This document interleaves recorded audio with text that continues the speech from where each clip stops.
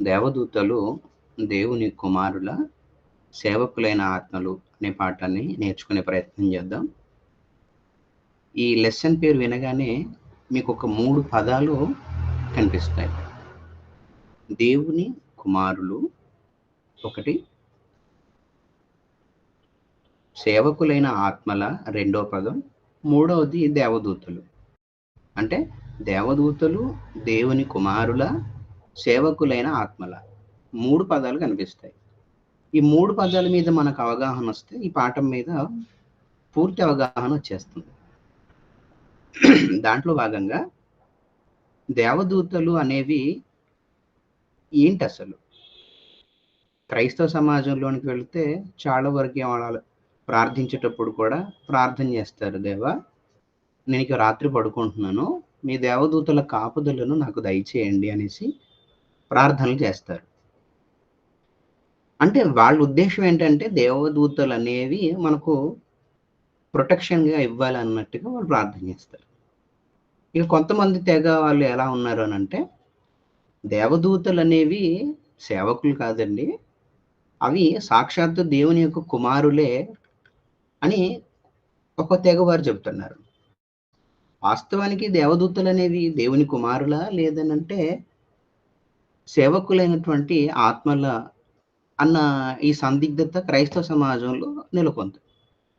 ఎందుకు ఈ సందిగ్ధత నెలకొన్నది అనంటే, వారికి ఉన్నటువంటి పరిజ్ఞానాన్ని బట్టి. నిజంగా వారికి ఉన్నటువంటి పరిజ్ఞానం కావచ్చు, ఆలోచనలు కావచ్చు, వాస్తవాలా అనేది మనం బైబిల్‌ని బట్టి పరిశీలన చేయాలి. దానికి మన సొంత జ్ఞానం కానీ, వేరే చెప్పుడు మాటలు కానీ దానికి జోడించకుండా బైబిల్‌కు బైబిలు సమాధానం చెప్పుకుంటూ ముందుకు వెళితే ప్రశ్న అన్నది త్వరగా వీడి సమాధానం దొరుకుతుంది. దాంట్లో భాగంగా ముందు దేవుని కుమారులు అన్న దగ్గర అసలు కుమారులు అని ఎవరిని పిలుస్తాం మనం అనే విషయాన్ని కూడా మనం పరిగణలోకి తీసుకోవాలి.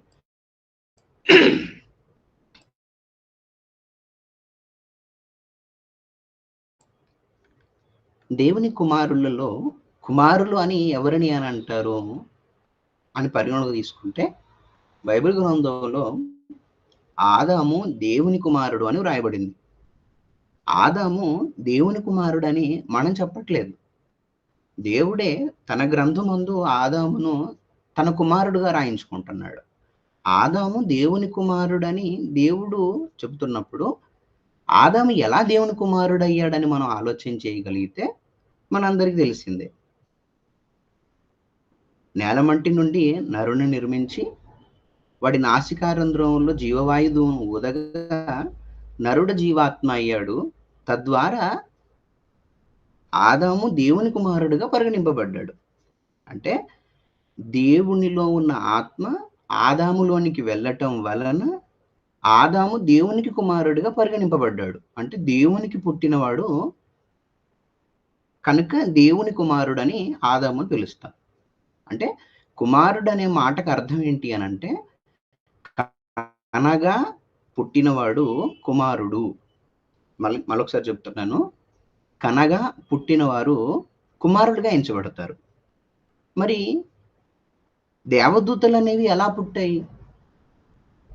మన ప్రశ్న ఏంటి అనంటే, దేవదూతలు అనేవి కుమారుల సేవకుల అన్న ఆలోచనలో కుమారులు అనంటే కనగా పుట్టేవారిని కుమారులని పరిగణలోకి తీసుకుంటాం. అదేవిధంగా దూతలు ఎలా పుట్టాయి అని ఒకసారి మనం బైబిల్ గ్రంథాన్ని ఆలోచిస్తే, కీర్తనల గ్రంథం 148వ అధ్యాయం.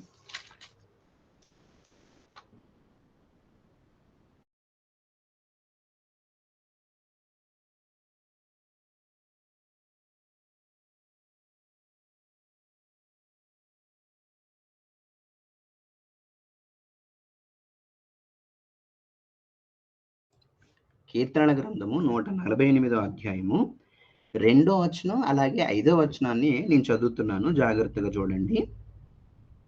సూర్యచంద్రులారా ఆయనను స్తుతించండి, కాంతిగల నక్షత్రములారా మీరందరూ ఆయనను స్తుతించండి అని చెబుతూ 5వ వచనంకి వచ్చి యెహోవా ఆజ్ఞ ఇవ్వగా అవి పుట్టాయి అని చెప్తున్నాడు. 2వ వచనంలో ఏమన్నాడు అనంటే, ఆయన దూతలారా మీరందరూ స్తుతించండి అని అన్నాడు. అంటే దూతలనేవి ఎలా పుట్టాయి అన్న దానికి సమాధానంగా 5వ వచనంలో చెబుతున్నాడు. ఏమని? యెహోవా ఆజ్ఞ ఇవ్వగా అవి పుట్టాయి. అంటే కుమారులేమో కనగా పుడతారు. దూతలనేవి ఆజ్ఞ ఇవ్వగా పుడతాయి. ఉదాహరణకి భూమి కలుగునుగాక అంటే భూమి కలిగింది. సూర్యుడు కలుగునుగాక అనంటే సూర్యుడు కలిగాడు. చంద్రుడు కలుగునుగాక అంటే చంద్రుడు కలిగింది. కానీ ఆదాము కలుగునుగాక అని అనలేదు. ఆదామును తన స్వహస్తాలతో చేసుకున్నాడు. తనలోని భాగాన్ని, ఆత్మ భాగాన్ని ఆదాములోనికి పంపిస్తే కుమారుడయ్యాడు. చూడండి ఎంత క్లారిటీగా ఉందో. కుమారుడు అనంటే కనగా ఉన్నవాడు. దూతలు ఎలా పుట్టాయి అనంటే ఆజ్ఞ ఇవ్వగా పుట్టాయి. మరి దూతలు కుమారులు కారా? దూతలు కుమారులు కాదా అనంటే బైబిల్ గ్రంథంలో దీనికోసం ఒక్కచోట ఈ ప్రశ్న లేవనెత్తడానికి లేదంటే ఈ ప్రశ్న రావటానికి అంటే దేవదూతలు కుమారులే అన్నదానికి బైబిల్ గ్రంథంలో ఒక వచనం దానికి సపోర్ట్ చేస్తుంది. ఆ సపోర్టింగ్ రెఫరెన్స్ ఏంటన్నది మనం ఆలోచన చేస్తే యోబు గ్రంథము మొదటి అధ్యాయంలోనే ఫుట్ నోట్లో ఒక మాట ఉంటుంది చూడండి. మొదటి అధ్యాయము 6వ వచనంలో దేవదూతలు అని ఒక పైన ఒక నెంబర్ ఇచ్చాడు. కిందికి వచ్చేసరికి మూల భాషలో దైవ కుమారుడు అని రాయబడుతుంది. అదిగో ఇంతకు ముందేమో దేవదూతలు నోటి మాట ద్వారా కలిగాయి, ఆజ్ఞ ద్వారా పుట్టాయి అని మనం తెలుసుకున్నాం. కానీ ఇక్కడికి వచ్చేసరికి దేవదూతలు కూడా దేవుని కుమారులే అనే పదప్రయోగం కనబడుతుంది. అంటే దీన్ని బట్టి క్రైస్తవ సమాజంలో ఒకలాంటి సందిగ్ధత అలాగే సందేహాలు వచ్చాయి. నిజంగా దేవుడికి దేవదూతలు కుమారులుగా ఎంచబడతారా? లేదనంటే దేవదూతలు సేవకులుగా ఎంచబడతారా మనం అనుకున్నట్లుగా అనే సందేహం వచ్చింది. ఓకే, ఇక్కడ దేవుడి కుమారులు అని రాయబడి ఉంది. మనం ఏమనుకున్నాము అనంటే బైబిల్ ఏమని చెప్పింది అనంటే అక్కడికి వెళ్ళి కూడా మనం ఆలోచన చేద్దాం. హెబ్రీలకు రాసిన పత్రిక మొదటి అధ్యాయం. హెబ్రీలకు రాసిన పత్రిక మొదటి అధ్యాయము 5వ వచనాన్ని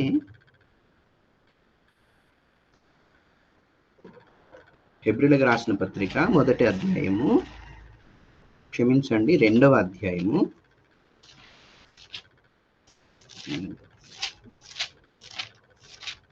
హెబ్రీలకు రాసిన పత్రిక 2వ అధ్యాయం ప్రియులారా.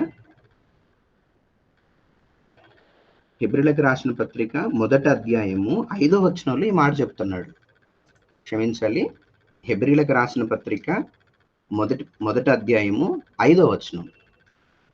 ఎగ్జామ్స్కి ప్రిపేర్ అవుతున్న వాళ్ళు హెబ్రీలకు రాసిన మొదటి పత్రిక ఏదైతే ఉందో, హెబ్రీలకు రాసిన పత్రిక మొదటి అధ్యాయం ఏదైతే ఉందో దాన్ని 1కి 2 సార్లు చదువుకోండి. ఎందుకంటే ఈ పాఠం అంతా కూడా హెబ్రీలకు రాసిన పత్రిక మొదటి అధ్యాయం మీదే ఆధారపడి ఉంటుంది.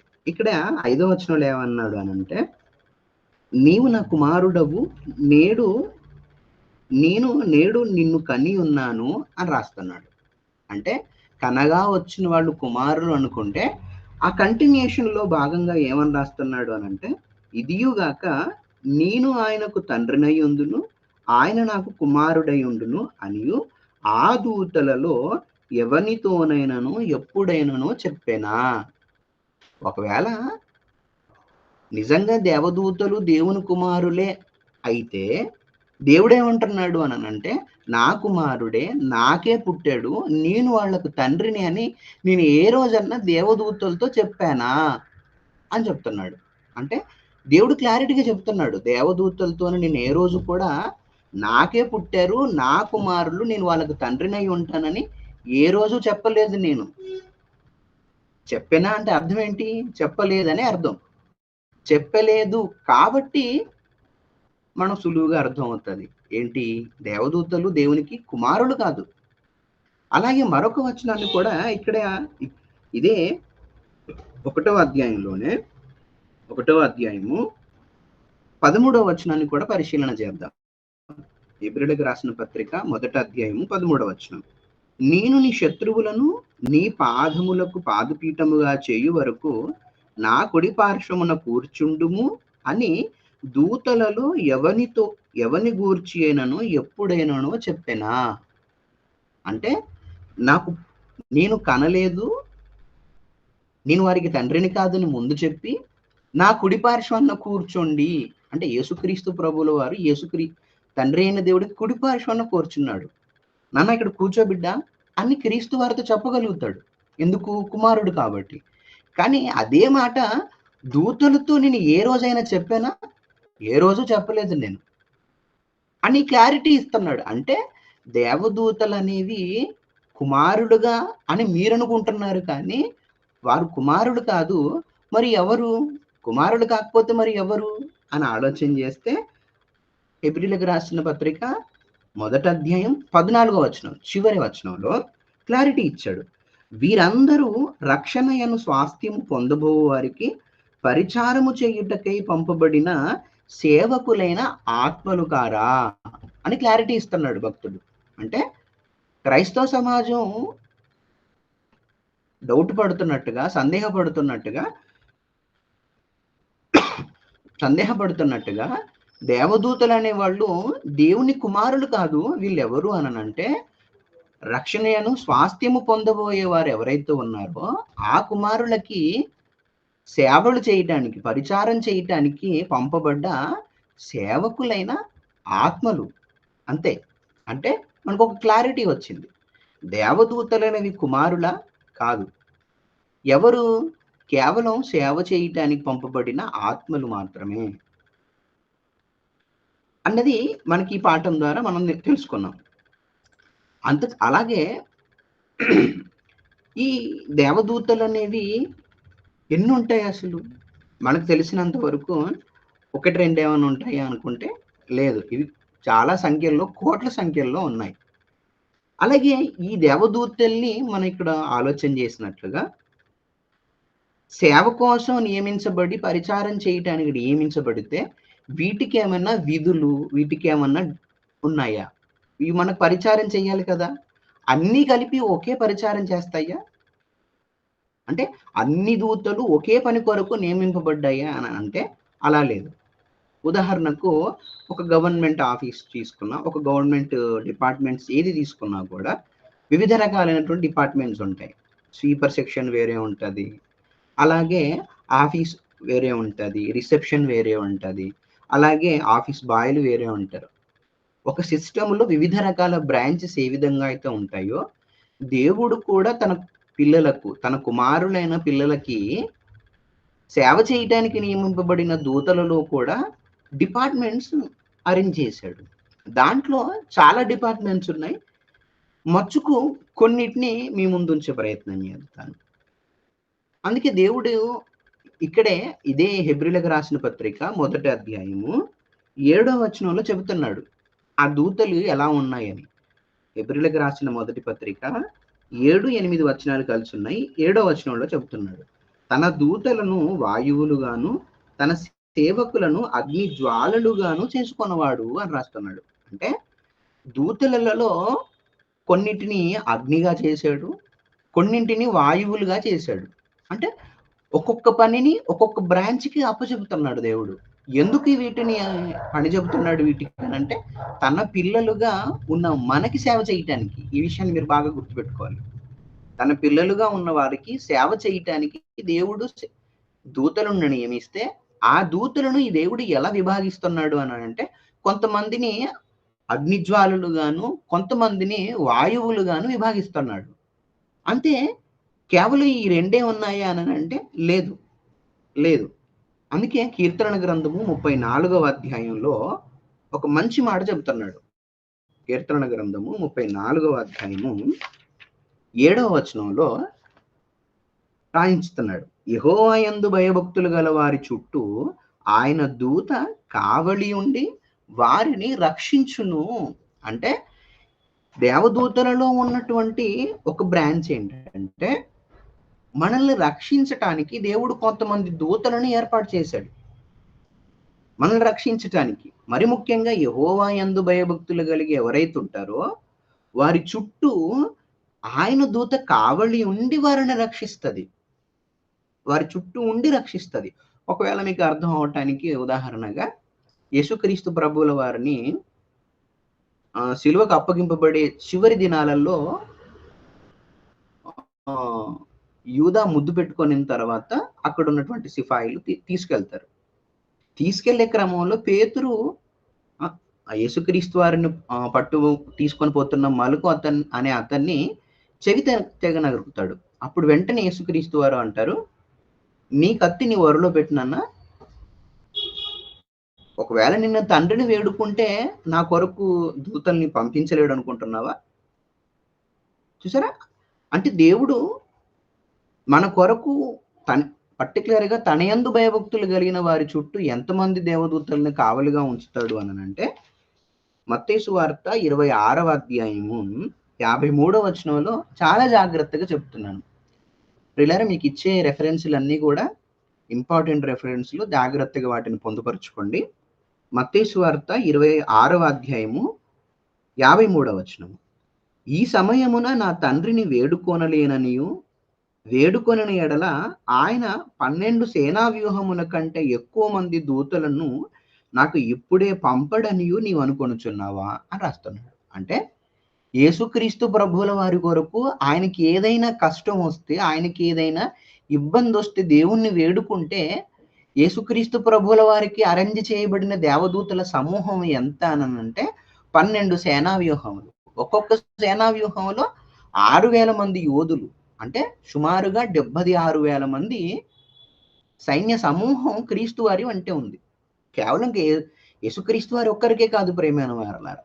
క్రీస్తుని విశ్వసించిన ప్రతి ఒక్కరికి దేవదూత సమూహము రక్షణ వలయంగా ఉండి కాపాడుతూ ఉంటుంది. ఎల్లప్పుడూ కాపాడుతూ ఉంటుంది. అంటే ఇప్పటి వరకు దేవదూతలలో కొంతమందిని అగ్నిగాను, కొంతమందిని వాయువులుగాను ఏర్పాటు చేసుకొని, అదే విధంగా కొంతమందిని రక్షణ ప్రొటెక్షన్ డిపార్ట్‌మెంట్‌లో దేవుడు ఏర్పాటు చేసినట్టుగా చూసాం. కేవలం అంత మాత్రమే కాదు. పరలోకంలో యుద్ధం జరిగినప్పుడు దెయ్యాన్ని వాడి సైన్య సమూహాలతో మిఖాయేల్ అనే దూత వాడితో యుద్ధం చేసిందన్నట్లుగా మనం చూస్తాం.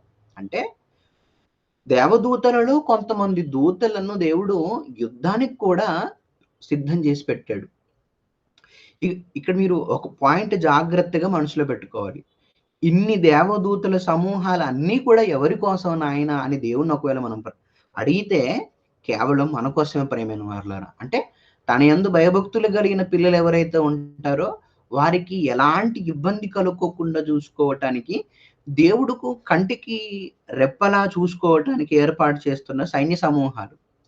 ఒకరిని అగ్నిగాను, ఒకరిని వాయువులుగాను, ఇంకొకరిని రక్షణ వలయంగా ఉంచటానికి ఏర్పాటు చేశాడు. ఒకవేళ మనకి ఇబ్బందయితే, ఒకవేళ మనకు కష్టం వస్తే యుద్ధం చేయటానికి కూడా యుద్ధ సైన్యాలను కూడా దేవుడు మోహరింపగలుగుతాడు. కేవలం అంత మాత్రమే కాదు. యేసుక్రీస్తు వారు పుట్టినప్పుడు గాబ్రియేల్ అనే దేవదూత భూమి మీదికి సమాచారాన్ని తీసుకొచ్చింది. అలాగే బాప్తిస్మిచ్చి యోహాను పుట్టే సమయానికి వాళ్ళ నాన్న మూగవాడిగా ఉన్నాడు. జకర్యా మూగవాడినిగా చేసినప్పుడు సమాచారం అందించటానికి ఒక దేవదూతను కూడా దేవుడు పంపించాడు. అంటే ఓవరాల్‌గా దేవుడు తన పిల్లలకు సేవలు అందించటానికి ఒక్కొక్క దూత సమూహాల్ని ఏర్పాటు చేశాడు. కొంతమందిని పరిచారం చేయటానికి, కొంతమందిని యుద్ధంలో ప్రావీణ్యత సంపాదించుకొని మనకు ప్రొటెక్షన్ ఇవ్వటానికి, కొంతమందికి మనల్ని ప్రొటెక్ట్ చేయడానికి ఎల్లవేళలా మన యందు ఉండడానికి దేవుడు ఎంత రక్షణ వలయాన్ని మన చుట్టూ ఉంచాడు. అంటే ఇక్కడ మీరు ఆలోచన చేయండి. మరి ఒకవేళ ఈ దేవదూతలనేవి తప్పు చేస్తే? ఎంత ప్రణాళిక సిద్ధం చేస్తున్నాడు దేవుడు. తన పిల్లలకి ఎలాంటి ఇబ్బంది కలగకూడదు. ఎక్కడ తన పిల్లలు ఇబ్బంది పడకూడదని దేవుడు ఇంత పెద్ద ప్రణాళిక ఏర్పాటు చేసి, దేవదూతల సైన్య సమూహాలను అన్నింటినీ సిద్ధం చేసి వారిని డిపార్ట్‌మెంట్‌లుగా డివైడ్ చేసిన తర్వాత, ఒకవేళ ఇవి దేవదూతలు ఏవైనా తప్పు చేస్తే? తప్పు చేయవా? తప్పు చేస్తే దేవుడు చాలా పిన్ టు పిన్ అబ్జర్వ్ చేసుకుంటూ తన పిల్లల్ని కంటికి రెప్పలా కాపాడుకుంటున్న ఈ సమయంలో ఒకవేళ దేవదూత ఏమాత్రం ఏమరపాటుగా ఉన్నా చాలా తీవ్ర పరిణామాలను ఎదుర్కోవాల్సొస్తుంది. అందుకే ఇక్కడ రాస్తున్నాడు చూడండి. రెండో పేతురు రెండవ అధ్యాయము, రెండవ పేతురు రెండవ అధ్యాయము 4వ వచనంలో చెబుతున్నాడు. దేవదూతలు పాపము చేసినప్పుడు దేవుడు వాటిని విడిచిపెట్టక పాతాళ లోకమందలి కటిక చీకటి గల బిలములోనికి త్రోసి తీర్పుకు కావలిలో ఉండుటకు వారిని అప్పగించెను.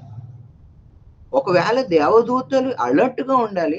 అలర్ట్‌గా ఉండి వారు చేయవలసిన వారు చేయవలసిన కార్యాలు సజావుగా చక్కగా చేయాలి.